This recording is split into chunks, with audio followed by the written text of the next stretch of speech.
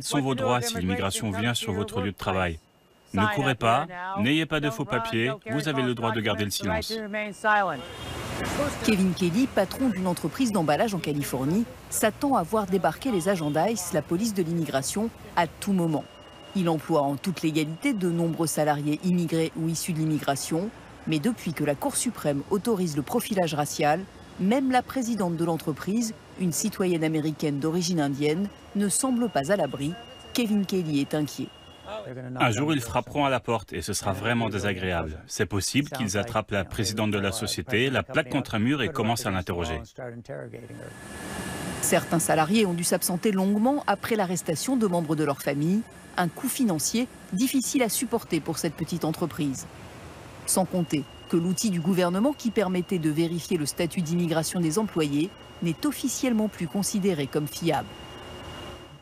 Qu'est-ce qui se passera si nous perdons des ventes parce que nous ne pouvons pas préparer les commandes, parce que nous n'avons pas assez d'employés, parce qu'ICE les a embarqués, alors que nous étions convaincus qu'ils étaient là légalement?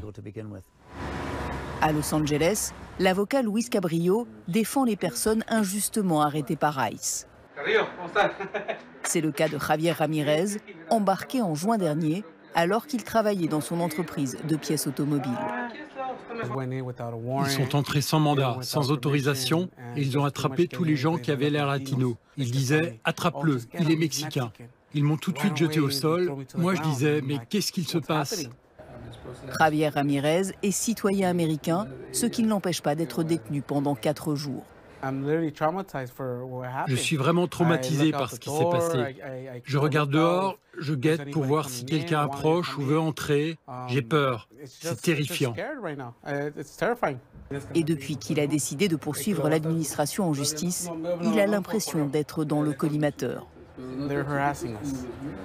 Les agents de l'ICE nous harcèlent. Ils viennent au garage pour nous faire remplir des papiers. On doit montrer des preuves de citoyenneté pour tous nos employés. Ils sont tous citoyens américains. Ce stress pour les salariés comme pour leurs dirigeants génère un fort taux d'absentéisme. Selon une étude universitaire de Californie, plus de 3% des employés du privé de cet État ne se rendent plus au travail depuis le lancement de la politique anti-immigration de l'administration Trump.